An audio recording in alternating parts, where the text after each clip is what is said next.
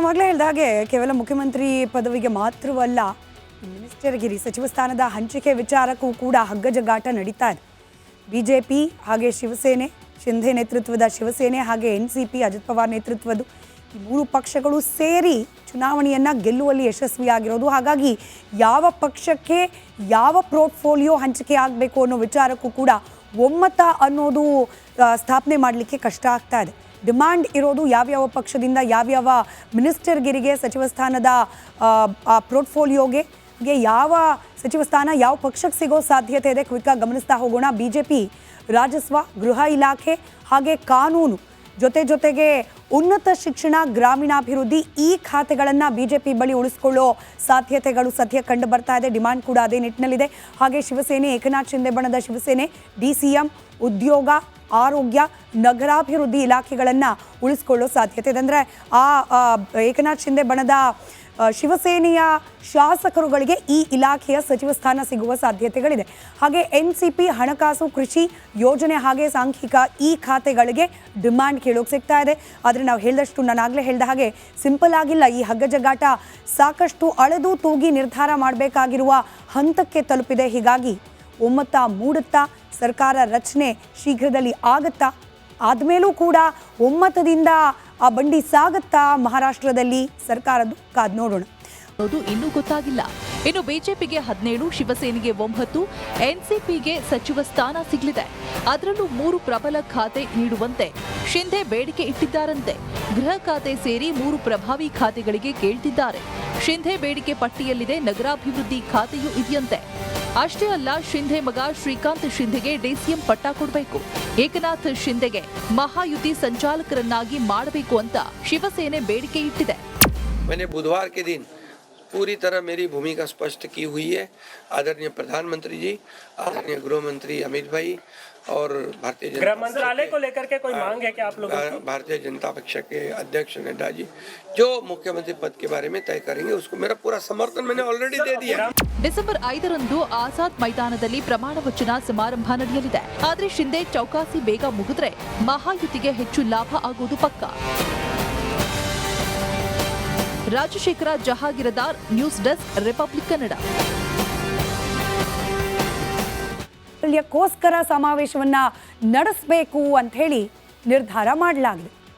ಸಮಾವೇಶದ ರೂಪುರೇಷೆನೆ ಆ ಮೂಲಕ ಬದಲಾಗಿ ಹೋಗಿದೆ. ಇದಕ್ಕೆ ಕಾರಣವಾಗಿರುವವರು DK ಶಿವಕುಮಾರ್. ಯಾವಾಗ DK ಶಿವಕುಮಾರ್ ಅವರು ಇವತ್ತೊಂದು ಸಭೆ ಕರೆದ್ರು, ಬನ್ರಪ್ಪ ಅದೇನು ಸಮಾವೇಶ ನಾನು ನೋಡ್ತೀನಿ, ಅದೇನೇನು ಪ್ಲಾನಿಂಗ್ ಮಾಡ್ಕೊಂಡಿದ್ದೀರಿ, ನಂದು ಕಾಂಟ್ರಿಬ್ಯೂಷನ್ ಇರುತ್ತೆ, ಎಲ್ಲರೂ ಸೇರಿ ಮಾಡೋಣ ಅಂತ ಹೇಳಿ ಮೀಟಿಂಗ್ ಕರೆದ್ರು. ಆದರೆ ಈ ಮೀಟಿಂಗ್ನಿಂದ ಸಿದ್ದರಾಮಯ್ಯ ಆಪ್ತರು ದೂರ ಉಳ್ಕೊಂಡ್ರು. ಹೈಕಮಾಂಡ್ನ ನಡೆ ಬಗ್ಗೆ ಆಪ್ತರು ಕೆರಳಿ ಕೆಂಡವಾಗಿದ್ದಾರೆ. ಸಮಾವೇಶವನ್ನು ನಡೆಸಬೇಕು ಅಂತ ಹೇಳಿ ಯಾರೆಲ್ಲ ಮುಂದಾಗಿದ್ರಲ್ಲ, KN ರಾಜಣ್ಣ, ಮಹದೇವಪ್ಪನವರು, ವೆಂಕಟೇಶ್ ಅವರು, ಜಾರ್ಜ್, ಇವರೆಲ್ಲರೂ ಕೂಡ ಸಿದ್ದರಾಮಯ್ಯನವರ ಆಪ್ತ ಬಳಗದಲ್ಲಿ ಏನು ಗುರುತಿಸ್ಕೊಂಡು ಸಮಾವೇಶ ಮಾಡಲಿಕ್ಕೆ ಓಡಾಡ್ತಾ ಇದ್ರು. ಇವತ್ತು ಇದೇ ಸಮಾವೇಶ ಕುರಿತಾಗಿ DK ಶಿವಕುಮಾರ್ ಅವರು ಸಭೆ ಕರೆದ್ರೆ ಇವರೆಲ್ಲರೂ ಕೂಡ ಚಕ್ಕರ್ ಹಾಕಿದ್ದಾರೆ. ಆ ಮೂಲಕ ನಾವು ಅನ್ಕೊಂಡಂಗಾಗಲಿಲ್ಲ, ನೀವು ಅನ್ಕೊಂಡಂಗೆ ಮಾಡೋಕೆ ಬಿಡೋಲ್ಲ ಅನ್ನೋ ಸಂದೇಶ ಕೊಟ್ರ ಅನ್ನೋ ಅನುಮಾನಕ್ಕೆ ಕಾರಣವಾಗಿದೆ ಕಾಂಗ್ರೆಸ್ನ ಸಿದ್ದರಾಮಯ್ಯ ಆಪ್ತರ ನಡೆ. ಇದು BJP ಹಾಗೆ ಕಾಂಗ್ರೆಸ್, ಒಂದು ಆಡಳಿತಾರೂಢ ಪಕ್ಷ, ಇನ್ನೊಂದು ವಿರೋಧ ಪಕ್ಷ. ಇದೆರಡೂ ಪಕ್ಷಗಳಲ್ಲಿ ನಡೀತಾ ಇರುವ ಆಂತರಿಕ ಬೇಗುದಿಯ ಚಿತ್ರಣ. ಹಿಂದೂ ಹುಲಿ ಜೊತೆ ಹೊನ್ನಾಳಿ ಹೋರಿ ಬಾಯಿ. ಯತ್ನಾಳ್ ಉಚ್ಚಾಟನೆಗೆ ರೇಣುಕಾಚಾರ್ಯ ಪಟ್ಟು. ರಾಜ್ಯ ಬಿಜೆಪಿಯಲ್ಲಿ ಯತ್ನಾಳ್ BY ವಿಜೇಂದ್ರ ಬಣದ ಮಧ್ಯೆ ಪ್ರತಿಷ್ಠೆಯ ಫೈಟ್ ನಡೀತಾ ಇದ್ದು, ವಿಜೇಂದ್ರ ಆಪ್ತರು ಯತ್ನಾಳ್ ಉಚ್ಚಾಟನೆಗೆ ಪಟ್ಟು ಹಿಡಿದಿದ್ದಾರೆ. ನಿನ್ನೆ ಅಷ್ಟೇ ರೇಣುಕಾಚಾರ್ಯ ಟೀಮ್ ಚಾಮುಂಡಿ ಸನ್ನಿಧಿಯಲ್ಲಿ ದುಷ್ಟ ಸಂಹಾರ ಆಗುತ್ತೆ ಅಂದಿದ್ರು. ಇಂದು ಬೆಳಿಗ್ಗೆ ಯಡಿಯೂರಪ್ಪ ಮನೆಗೆ ಭೇಟಿ ನೀಡಿ ಮಹತ್ವದ ಸಭೆ ನಡೆಸಿದ್ದು, ರೆಬಲ್ ನಾಯಕನಿಗೆ ಗೇಟ್ ಪಾಸ್ ನೀಡುವಂತೆ ಪಟ್ಟು ಹಿಡಿದಿದ್ದಾರೆ.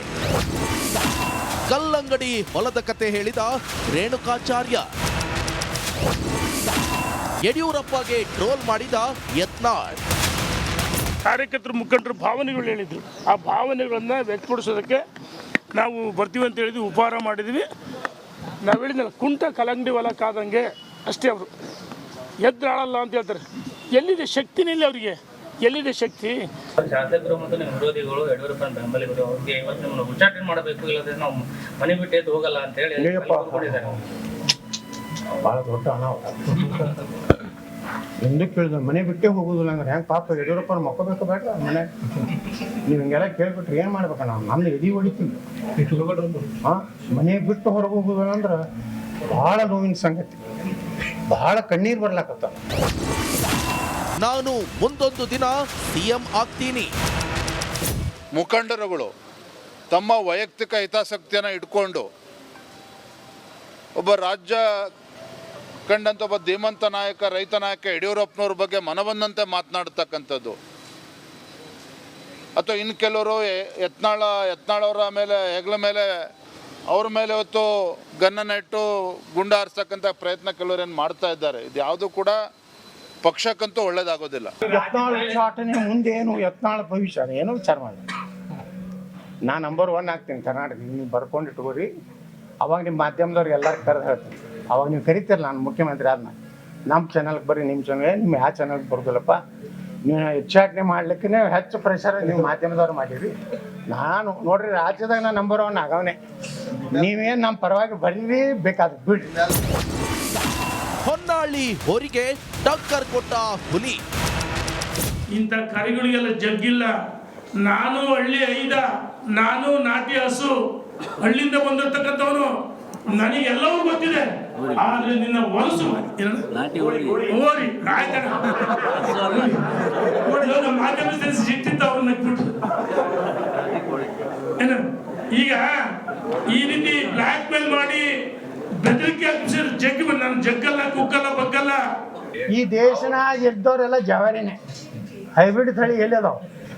ಹೊರಗಿನ ದೇಶದಿಂದ ಏನು ಧರ್ಮ ಬಂದವ ಅವು ಹೈಬ್ರಿಡ್. ಹುಲಿ ಆಯ್ತು, ರೇಣುಕಾಗೆ ಸಿಂಹ ಟಕ್ಕರ್. ಯಾರೋ ಅಪ್ರಸ್ತುತ ವ್ಯಕ್ತಿಗಳು, ಜನರಿಂದ ತಿರಸ್ಕೃತವಾಗಿ ತಿಪ್ಪೆ ಸೇರಿರುವಂತಹ ಕೊಳೆತು ನಾರ್ತಿರುವಂಥ ವ್ಯಕ್ತಿಗಳು ಏನೋ ಮಾತಾಡ್ತಿರ್ತಾರೆ. ಅವರ ವ್ಯರ್ಥ ಆಲಾಪನೆಗೆ ನಾನು ಉತ್ತರ ಕೊಡಕ್ಕೆ ಹೋಗಲ್ಲ. 2023ರಲ್ಲಿ ಕಾಂಗ್ರೆಸ್ ಸರ್ಕಾರ ಬಂದಾಗ ಸಿದ್ದರಾಮಯ್ಯನವ್ರ ಮನೆಗೆ ಹೂಗುಚ್ಚ ಹಿಡ್ಕೊಂಡು ಓಡೋಗಿದ್ದ ವ್ಯಕ್ತಿ ಯಾರು? ಅದಾದ ನಂತರ DK ಶಿವಕುಮಾರ್ ಮನೆ ಬಾಗಿಲಿಗೆ ಹೋಗಿ ಮನೆ ಬಾಗಿಲು ಕಾಯಕ್ಕೆ ಹೋದವ್ರು ಯಾರು?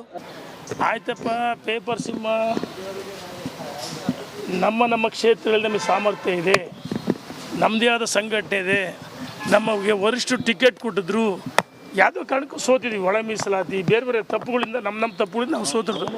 ಏನು ಹೇಳ್ತೀನಿ, ನಮ್ಮನ್ನು ಜನ ಸೋಲಿಸಿಲ್ಲ, ನಮ್ಮನ್ನು ಜನ ತಿರಸ್ಕಾರ ಮಾಡಿಲ್ಲ, ನಮ್ಮನ್ನು ತಿಪ್ಪೆಗೆಸಲ್ಲ. ನಾವು ಇವತ್ತು ರಾಜಕೀಯವಾಗಿ ಸಕ್ರಿಯವಾಗಿದ್ದೀವಿ. ನಾವು ಸೋತರು ಅಂದ ತಕ್ಷಣ ರಾಜಕೀಯ ಮುಗಿದೋಗಿದ್ದ? ನಮಗೆಲ್ಲ ಸಾಮರ್ಥ್ಯ ಇದೆ, ಜನ ಇವತ್ತು ನಮ್ಮನ್ನು ಇಷ್ಟಪಡ್ತಾರೆ. ಆದರೆ ನಿಮ್ಮಂಗೆ ಪೇಪರ್ ಸಿಂಹ ಅಲ್ಲ. ಬಿಜೆಪಿಯವರು ಪರಸ್ಪರ ಟ್ರೋಲ್ ಮಾಡೋದ್ರಲ್ಲಿ ಬ್ಯುಸಿಯಾಗಿದ್ದಾರೆ. ನೀವು ನೋಡಿ, ಎಂಜಾಯ್ ಮಾಡಿ. Bureau report, republic Kannada, Bengaluru.